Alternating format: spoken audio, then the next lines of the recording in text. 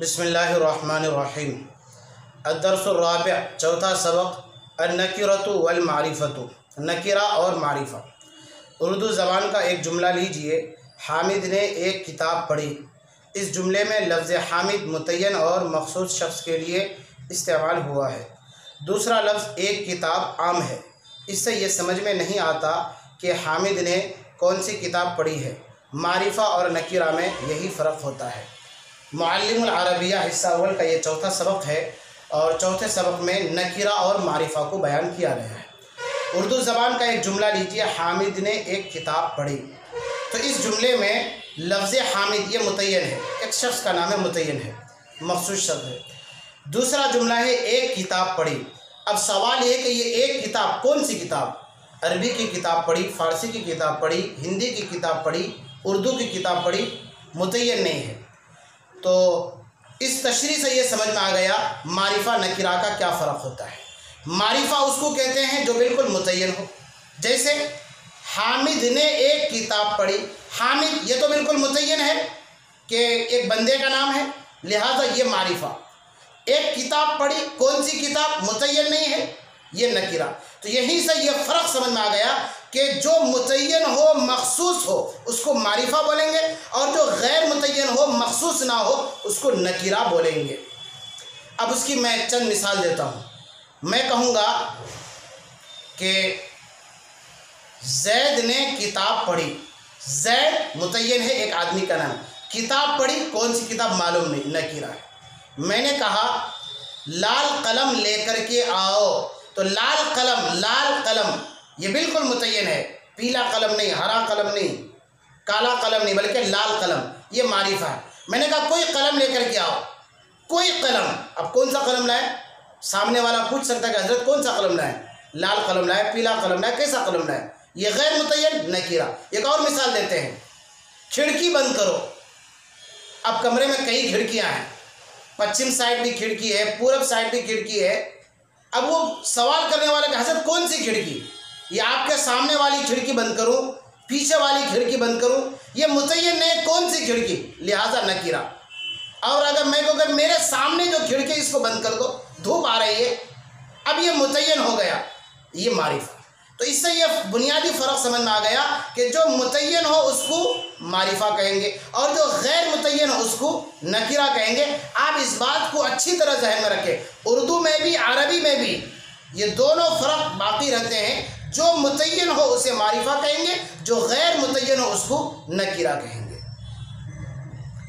एक ही जैसी कई चीज़ों के मुश्तरक नाम को इसमें नकीरा कहते हैं। जैसे जुनैनतुन, कोई पारक, कलमुन, एक कलम, मिरसमुन, कोई पेंसिल, सबूरतुन, एक ब्लैक बोर्ड। इन अल्फाज से ये मालूम नहीं होता कि बोलने वाला कोई ख़ास पार्क, कोई ख़ास कलम, कोई ख़ास पेंसिल, कोई ख़ास ब्लैक बोर्ड मुराद ले रहा है।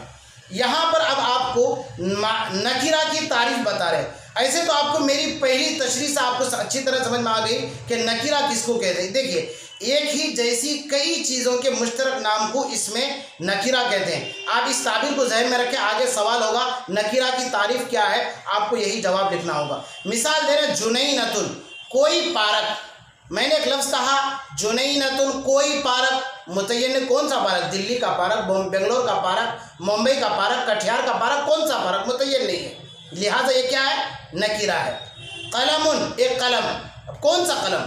लाल कलम, पीला कलम, मेरा कलम, तेरा कलम, किसका कलम? नकीरा। यानी एक ही चीज़ के कई मुश्तरक अगर नाम हो तो वो नकीरा। मिरसमुन, कोई पेंसिल। मैंने कहा मिरसमुन, कोई एक पेंसिल, मुतय्यन नहीं है, लिहाजा नकीरा। सबूरतुन, एक ब्लैक बोर्ड, कोई भी ब्लैक बोर्ड। अब ये मुतय्यन है, कौन सा ब्लैक बोर्ड? आप वाला ब्लैक बोर्ड या जैद वाला ब्लैक बोर्ड या किसी और का ब्लैक बोर्ड? मुतय्यन नहीं है, लिहाजा नकीरा। इन अल्फाज से ये मालूम नहीं होता कि बोलने वाला कोई ख़ास पार्क, कोई ख़ास कलम। अब जब हम कह रहे हैं जुनैनतुन, पार्क, कौन सा पार्क भाई? मुतय्यन नहीं, लिहाजा नकीरा। लिहाजा इस तरह की जितनी भी मिसालें हैं जो मुतय्यन ना हो उसको नकीरा कहेंगे। और मुझे पूरी उम्मीद है कि आपको अच्छी तरह सबक समझ में आ रहा होगा। मारिफा से मुतय्यन और मखसूस चीज़ समझ में आती है, इसीलिए मर्दों, औरतों और शहरों के नाम मारिफा होते हैं। मारिफा अभी मैंने कहा वो मुतय्यन को कहते हैं, मखसूस को कहते हैं। जैसे कि आप देखिए मारिफा से मुतय्यन और मखसूस चीज़ समझ में आती है। इसलिए मर्दों के नाम, औरतों के, अब अगर मैं ये कहूँ हज़रत मौलाना मुफ्ती अबुल कासिम साहब नौमानी, ये एक मर्द का नाम है। जैसे मैंने ये नाम कहा फ़ौरन आपके जहन और दिमाग में ये बात आ गई कि दारुल उलूम देवबंद के मोहतमिम। तो ये जितने भी नाम हैं ये सब के सब मुतय्यन है, लिहाजा मारिफा। अब अगर मैं ये कहूँ हज़रत फ़ातिमा रज़ियल्लाहु ताला अन्हा, ऑटोमेटिक जहन में ये बात आ गई कि रसूलुल्लाह सल्लल्लाहु अलैहि वसल्लम की लख्त जिगर, मुतय्यन है, इसलिए ये मारिफा। शहरों के नाम भी मारिफा होते, क्यों? अब मिसाल में मैंने कहा दिल्ली, फ़ौरन जहन में आ गया कि हिंदुस्तान के एक शहर का नाम दिल्ली है, मुतय्यन है। मैं कहूँ कटिहार, फ़ौरन आपके जहन में आएगा कि सीमांचल में एक ज़िले का नाम कटिहार है। मैं कहूँ मुंबई, फ़ौरन जहन में आएगा कि हिंदुस्तान में एक बड़े शहर का नाम है। तो शहरों के नाम, औरतों के नाम, मर्दों के नाम, ये सब के सब मुतय्यन होते हैं, इसलिए मारिफा है। अब अगर मैं ये कहूँ कि बेंगलोर, तो कोई ये पूछेगा कौन सा बेंगलोर, खुद ब खुद जहन में आ जाएगा कि बेंगलोर सम्राट वही जो कर्नाटक का सिटी है। उर्दू में नकीरा की पहचान ये है कि इसका तर्जमा कोई एक या कुछ जैसे अल्फाज के साथ किया जाता है। अब ये बात आप जहन में रखें, मारिफा किसको कहते हैं आप समझ गए, नकीरा किसको कहते हैं आपने समझ लिया, मारिफा की तारीफ, नकीरा की तारीफ आपने अच्छी तरह समझ लिया। अब यहाँ ये बताना चाह रहे हैं कि आप कैसे पहचानेंगे कि ये नकीरा है, उर्दू में क्या अलामतें हैं नकीरा को पहचानने की। तो बताया उर्दू के जिसके तर्जमे में, उर्दू में जिस लफ्ज़ अरबी के तर्जमे में ये आए, कोई एक दो बातें या कुछ इस तरह के अल्फाज अगर आए किसी भी लफ्ज़ के तर्जमे में, तो आप आँख बंद करके फैसला कर देंगे कि ये लफ्ज़ नकीरा है। जैसे मिसाल दे रहे, जैसे अल्फाज के साथ किताब किया जाता है, जैसे किताबुन, इसका तर्जमा कोई एक किताब, कोई का लफ्ज़ आया उर्दू में, समझ जाइए कि ये लफ्ज़ नकीरा है। रजुलुन, कोई एक मर्द, कोई का लफ्ज़ आया, समझ जाइए कि आप ये लफ्ज़ नकीरा है। माउन, कुछ पानी, कुछ का लफ्ज़ आया, समझ जाइए कि ये लफ्ज़ नकीरा है। अरबी में नकीरा की, ये तो आपने पढ़ा कि उर्दू में नकीरा की क्या पहचान है। अब देखिए अरबी में नकीरा की पहचान मिसालों में तलाश कीजिए, आप देखेंगे कि जिस लफ्ज़ का तर्जमा कोई एक या कुछ के ज़रिए हुआ है, उसके आखिरी हर्फ पर तनवीन है। बिल्कुल सही। अरबी में आप एक बार गौर करेंगे, जैसे आगे मैं मिसाल में बताऊंगा कि जिस अरबी लफ्ज़ के नीचे या जिस अरबी लफ्ज़ के तर्जमे में आपने ये क्या, जैसे हमने रजुलुन, इसका तर्जमा क्या, कोई एक मर्द, तो जिस अरबी लफ्ज़ के तर्जमे में कोई एक आया है, उस लफ्ज़ के अरबी में भी तनवीन होगा आखिर हर्फ में। जैसा कि आप बड़े बोर्ड में देख रहे हैं रजुलुन, लाम के ऊपर आखिर में तनवीन आ रहा है। तो पता ये चला कि अरबी में नकीरा की पहचान ये है कि उसके आखिर में तनवीन होगी। आगे और मज़ीद इसकी अलामतें आ रही हैं। उर्दू में मारिफा के तर्जमा में कोई एक या कुछ के अल्फाज नहीं होते। मैंने कहा कि नकीरा की अलामत यह है उर्दू में कि तर्जमा में होगा कोई एक पारक, कोई कुछ इस तरह, लेकिन जो लफ्ज़ अरबी में मारिफा होगा उसके तर्जमे में कोई एक कुछ इस तरह के अल्फाज नहीं आएंगे। तो यही से आप समझ जाएंगे कि जिस अरबी लफ्ज़ के तर्जमे में कोई कुछ जैसे अल्फाज आ रहे हैं, वो लफ्ज़ अरबी में भी नकीरा और उर्दू में भी नकीरा, और अगर इस तरह के जुमले तर्जमे में नहीं आ रहे हैं तो वो लफ्ज़ अरबी में भी मारिफा और उर्दू में भी मारिफा। अब देखिए अरबी में मारिफा की पहचान ये है कि उस पर अलिफ लाम होता है। अरबी में मारिफा की पहचान ये है कि उस पर अलिफ लाम होता है। मैं एक अपनी तरफ से मिसाल दे रहा हूँ, ये मिसाल किताब में नहीं है। मैंने कहा रजुलुन, इसका तर्जमा कोई एक मर्द। जब उर्दू के तर्जमे में कोई एक मर्द आया, हमने फैसला कर लिया कि ये रजुलुन लफ्ज़ मारिफा है। और अभी मैंने कहा कि किसी भी लफ्ज़ अरबी के मैंने गलत कहा, फिर से इसको ध्यान दें कि रजुलुन, इसका तर्जमा कोई एक मर्द, तो इस तर्जमे में कोई एक आ रहा है, इसलिए ये लफ्ज़ नकीरा है। और अभी मैंने कहा कि जिस अरबी लफ्ज़ में तनवीन हो आखिर में, तो वो लफ्ज़ नकीरा होता है। जैसे कि रजुलुन में आप ब्लैक बोर्ड में देख रहे हैं कि तनवीन आ रही, इसलिए नकीरा है। अब उर्दू में ये मारिफा की पहचान ये है, इसी लफ्ज़ रजुलुन को हमने अलिफ लाम शुरू में मिला दिया, और रजुलु, अब तर्जमा होगा मर्द। तो उर्दू तर्जमे में कोई एक हज़फ और अरबी में तनवीन हज़फ, तो लिहाजा ये मारिफा। बहरहाल अरबी में मारिफा की पहचान ये है कि उस पर अलिफ लाम होगा और आखिर में तनवीन नहीं आएगी, और नकीरा की पहचान अरबी में ये है कि वो लफ्ज़ अलिफ लाम से खाली होगा और आखिरी हरफ पर तनवीन आएगी। जैसा कि आप ब्लैक बोर्ड में देख रहे हैं, रजुलन ये लफ्ज़ नकीरा है क्योंकि तनवीन आ रही है, और रजुलु ये लफ्ज़ मारिफा है क्योंकि इसके शुरू में अलिफ लाम आ रहा है।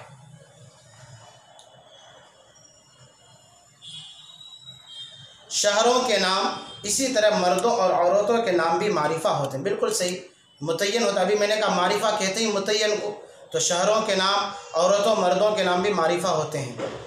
उन पर तनवीन आती है लेकिन अलिफ लाम दाखिल नहीं होता। एक बात आप जहन में रखें, मैंने कहा कि मर्दों का नाम ये मारिफा होता है, और अभी मैंने कहा कि मारिफा की अलामत ये है अरबी में कि उसके शुरू में अलिफ लाम नहीं आएगा। लेकिन जो लफ्ज़ किसी मर्द का नाम होगा उस पर वो तो मारिफा होगा, लेकिन शुरू में अलिफ लाम भी नहीं होगा और आखिर में तनवीन भी होगी, उसके बावजूद वो लफ्ज़ मारिफा होगा। आप इसको अच्छी तरह जहन में रख लें।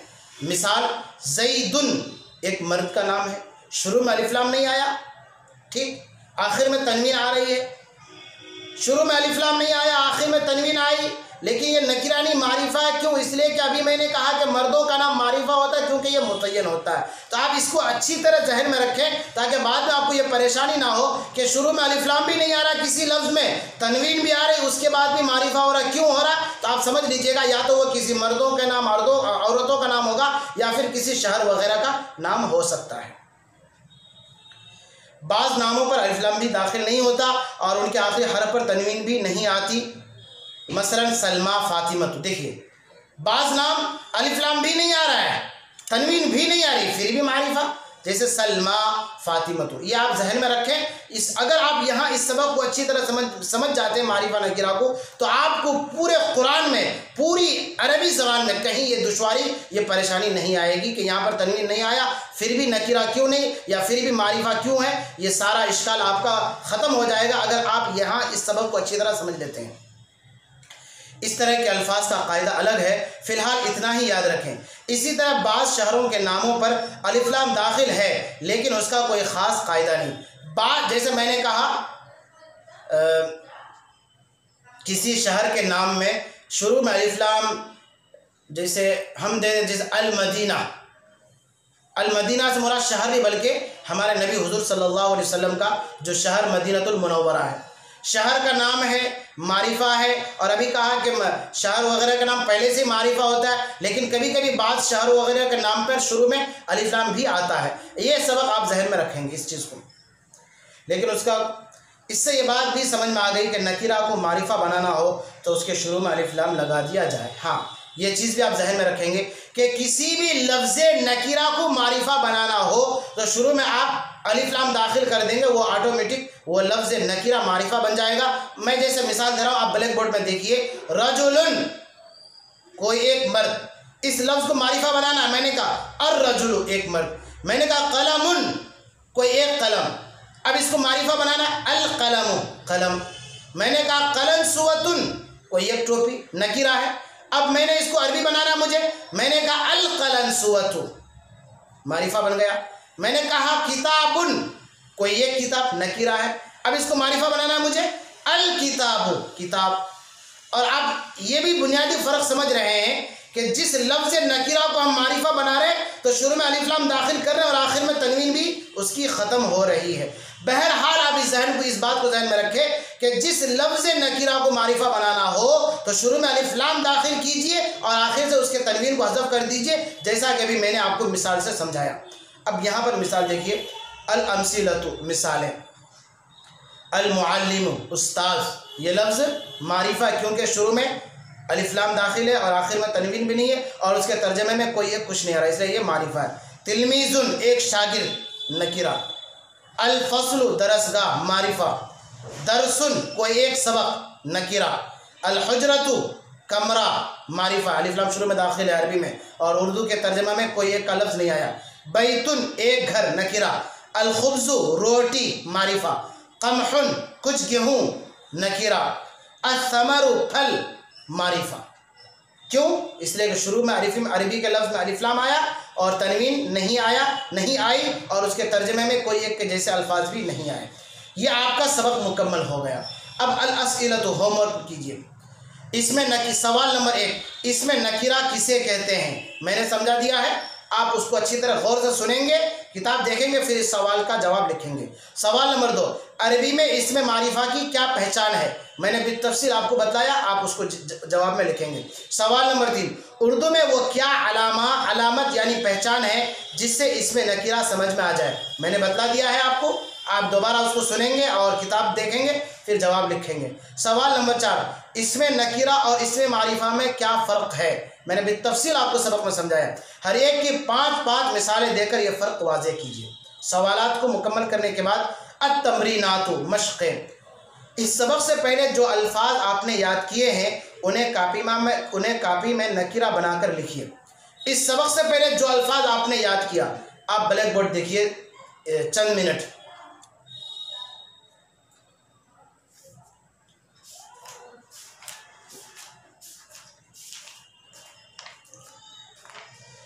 आपने अद-दर्सुस्सानी के तहत अल-कलिमातुल जदीदतु में मुहम्मदुन सलमा वगैरह ये चंद अल्फाज आपने याद किया है। फिर अद-दर्सुस्सालिस के तहत अल-अमसिलतु में चंद अल्फाज आए। फिर अल-कलिमातुल जदीदतु में चंद अल्फाज आए। फिर अद-दर्सुर्राबे में ये अल-अमसिलतु में चंद अल्फाज आए हैं, जैसा कि आपने ब्लैक बोर्ड में देखा। तो इन तमाम अल्फाज में जो मारिफा है उसको नकीरा बनाए, जो नकीरा है उसको मारिफा बनाए। क्या मतलब?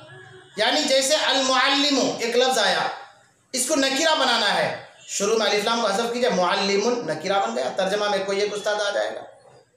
तो ये गर्चे में एक बात आप जहन में रखिएगा कि मैं तो एक ही सबक में पूरे सबक को पढ़ा देता हूँ, लेकिन आपको एक सबक कम से कम 1 दिन 2 दिन 3 दिन 4 दिन 5 दिन का टाइम लगाना है, तब जाकर के कमा हक तो आप इस सबक को समझ पाएंगे और कमा हक तो आपको फ़ायदा मिलेगा। तो बहरहाल एक तमरीन नंबर 2, ऊपर दी हुई मिसालों में नकीरा और मारिफा अलग अलग करके लिखिए। जैसे आप अल-अमसिलतु में देखिए, अल-मुअल्लिमु उस्ताद, तिलमीज़ुन, मारिफा नकीरा दोनों को एक तरफ लिखा गया है। आपको ये करना है कि जो अल्फाज मारिफा है उसको अलग लिखें एक तरफ, और जो अल्फाज नकीरा उसको एक तरफ लिखेंगे। जैसा कि ब्लैक बोर्ड में मैं 2-4 अल्फाज लिखता हूँ, जैसे कि अल-मुअल्लिमु मारिफा है, आप पहले लिखेंगे मारिफा, उसके नीचे लिखेंगे अल-मुअल्लिमु। फिर आप दूसरी तरफ लिखेंगे नकीरा, उसके नीचे लिखेंगे तिलमीज़ुन। फिर मारिफा के नीचे लिखेंगे अल-फस्लु, इधर नकीरा के नीचे लिखेंगे दरसुन। यानी जितने अल्फाज मारिफा हैं उसको मारिफा वाले लाइन में लिखेंगे, और जितने अल्फाज यहाँ अल-अमसिलतु में नकीरा हैं उनको इस नकीरा वाली लाइन में लिखेंगे।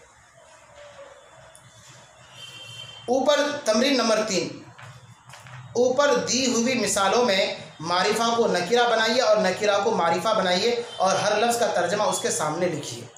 ऊपर दी हुई मिसालों में अल-अमसिलतु में जो लफ्ज़ मारिफा है, मसलन अल-मुअल्लिमु मारिफा है, अब आपको क्या करना है, इसको नकीरा बनाना है। फिर नकीरा बनने के बाद इसका क्या तर्जमा होगा वो लिखना है। उर्दू में तर्जमा कीजिए, क़ित्ततुन इसका तर्जमा करना है, एक बिल्ली आएगा या सिर्फ बिल्ली आएगा, यानी ये लफ्ज़ नकीरा है, तर्जमा में भी नकीरा आएगा। अन्नूरु ये लफ्ज़ मारिफा है, तर्जमा भी मारिफा वाला होगा। शजरुन ये लफ्ज़ नकीरा है, तर्जमा नकीरा वाला होगा।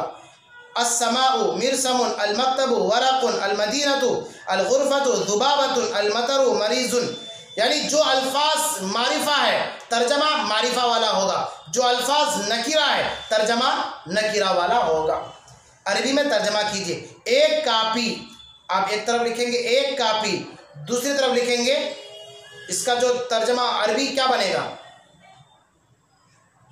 कुर्रासतुन बनेगी, या ये कि अल कुर्रासतु, एक कापी। उर्दू में एक कापी आया यानी नकीरा है, लिहाजा अरबी भी उसकी नकीरा बनेगी कुर्रासतुन। दवात मुतय्यन है, मारिफा, इसलिए आप क्या बोले अद-दवातु, कुछ रोशनाई नकीरा, लिहाजा आप लिखेंगे हिब्रुन, अल हिब्रुन बल्कि हिब्रुन। घोड़ा मुतय्यन है, अल फरसु लिखेंगे। ब्लैक बोर्ड, एक ब्लैक बोर्ड नकीरा है, गैर मुतय्यन है, आप लिखेंगे सब्बुरतुन।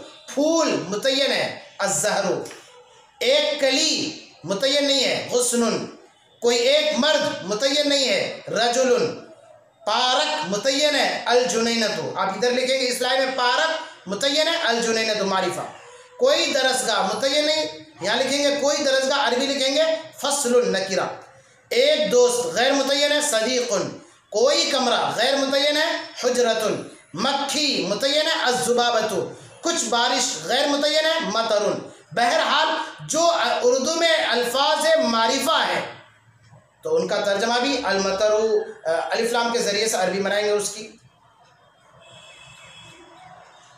तलफ़ुज़ कीजिए, इसको नहीं लिखना है। एराब ज़बर ज़ेर पेश लगाइए। मुअल्लिमुन, मुअल्लिमु बनेगा या अल मुअल्लिमु बनेगा, वो आपको लगाना है।